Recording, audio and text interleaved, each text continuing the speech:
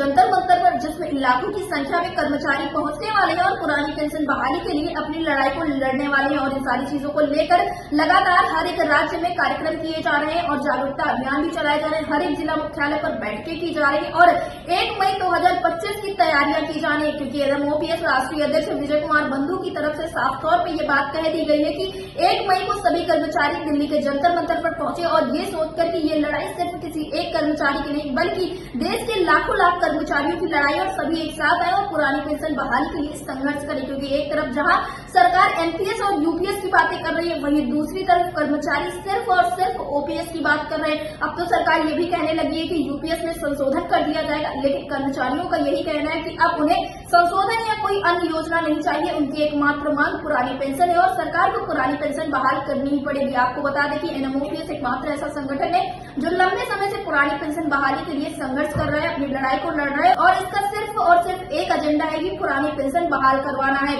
और इसी वजह से जब 1 अप्रैल को यूपीएस लागू होता है, तब एनएमओपीएस की तरफ से ये रणनीति बनाई जाती है कि 1 मई को दिल्ली के जंतर मंतर पर ठीक 23 अक्टूबर जैसा कार्यक्रम किया जाएगा और पुरानी पेंशन बहाली के लिए संघर्ष किया जाएगा। फिलहाल सारी चीजों को लेकर उत्तराखंड राज्य में क्या कुछ तैयारियां चल रही है, 1 मई के लिए कर्मचारियों ने क्या तैयारियां की है, इस विषय में बताते हुए एनएमओपीएस उत्तराखंड राज्य पदाधिकारी जगमोहन ने क्या कुछ कहा, आप भी सुनिए। जगमोहन जी, आपका हमारे चैनल अटल टीवी पे बहुत बहुत स्वागत है। धन्यवाद मैडम, आपका आप अटल टीवी का भी आभार।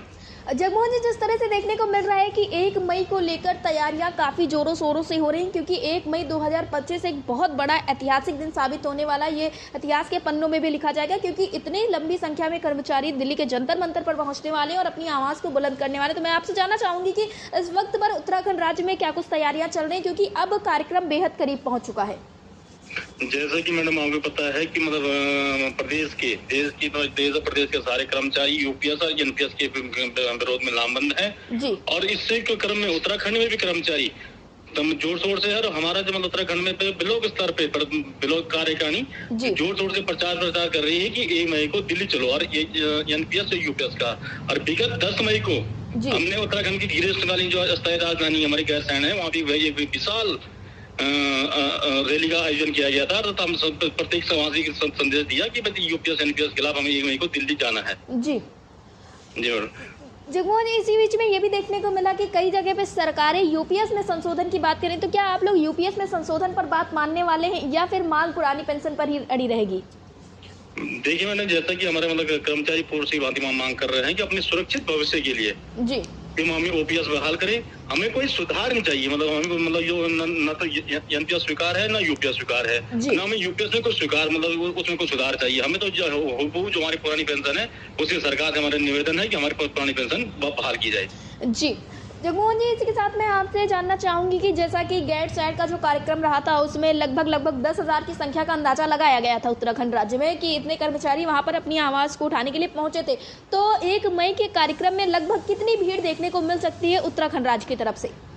मैडम, उत्तराखंड राज्य से मतलब हजारों की संख्या में लोग दिल्ली पहुंचेंगे, मुझे पूर्ण विश्वास है। क्योंकि कर्मचारी के अंदर यूपीएस जो एनपीएस की खामियां हैं उनके मतलब उसके पर जागरूक हो चुके हैं।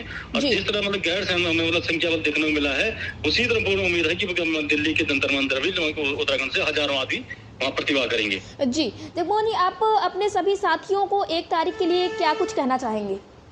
मेरे उत्तराखंड के सभी मतलब कर्मचारी, अधिकारी, शिक्षक बंधुओं से अनुरोध है कि आप एनपीएस यूपीएस के खिलाफ 1 तारीख को दिल्ली के जंतर मंतर में अधिक से अधिक संख्या में प्रतिभा करें तथा अपने सुरक्षित भविष्य के लिए, अपने जो बुढ़ापा है, समाज की सुरक्षा, सुरक्षित भविष्य के लिए दिल्ली के जंतर मंतर पर जरूर प्रतिभा करें। जी जगमोहन जी, अटल टीवी से जुड़ने के लिए धन्यवाद।